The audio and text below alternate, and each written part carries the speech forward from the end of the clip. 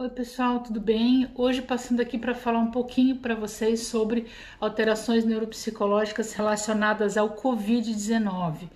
Hoje a gente tem vivido um momento ímpar na história, que é em decorrência dessa pandemia em função do Covid-19, né? Que é uma doença que é causada pelo coronavírus, SARS-CoV-2, que tem um quadro clínico com várias infecções assintomáticas.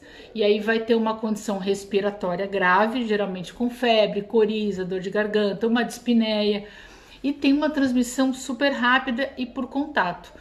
E tudo isso pode gerar não só as repercussões psicossociais que nós estamos acompanhando, como também alterações físicas, neuropsicológicas e evoluir ao óbito.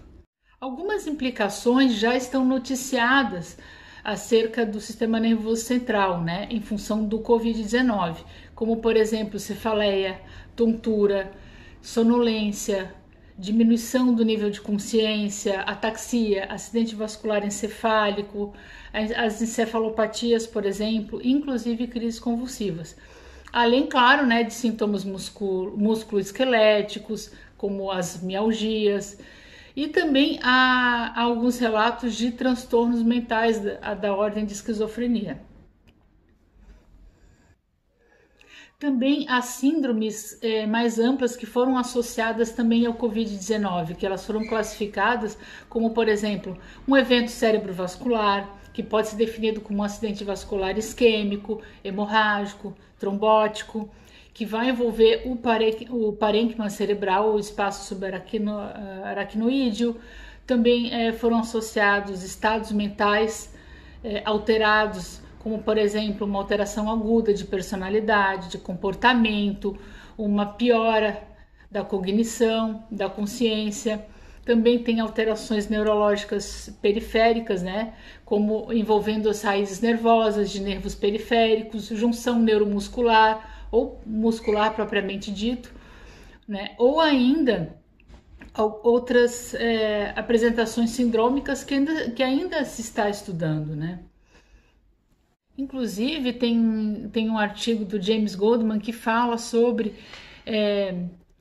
manifestação de confusão, delírio, de outros efeitos neurológicos e também do que se chama popularmente de brain fog, que é aquele nevoeiro cognitivo que é frequente inclusive em pacientes que tiveram um COVID de uma forma leve e que fica uma névoa cognitiva mesmo depois da remissão da doença principal.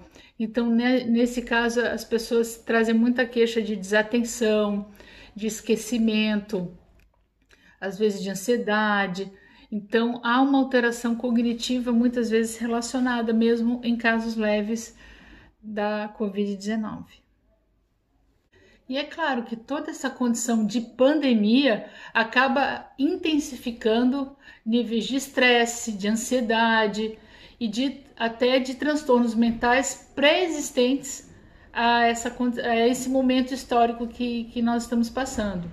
Então é importante observar o impacto na saúde mental dessas pessoas, não só dos pacientes, como também do entorno, né, dos familiares, que muitas vezes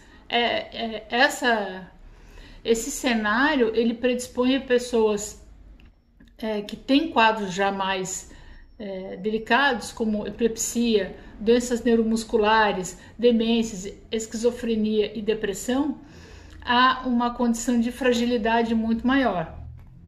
Nesse sentido, é importante observarmos o caso de pessoas que têm já doenças crônicas do âmbito neurológico, por exemplo, esclerose múltipla, neuromielite óptica, esclerose lateral amiotrófica, epilepsia, enfim, todas essas que nós já citamos, demências, né? A importância de adotar alguns cuidados, por exemplo, não interromper medicações de uso contínuo. Então isso é muito importante, seja imunossupressores, seja antiepiléticos, seja psicotrópicos para controle de transtornos do humor, por exemplo. Então isso é bem importante. A manutenção do tratamento médico previamente já descrito, né?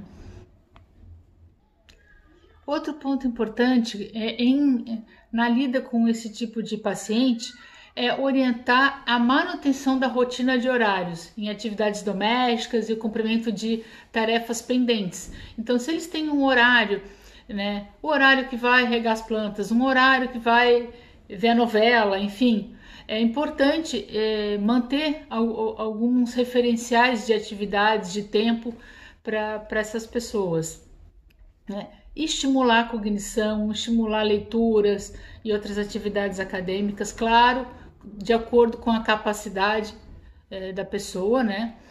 E pode incentivar também contatar pessoas queridas, né? Mesmo que não seja presencialmente, telefone, videochamada, ver o que é possível auxiliar.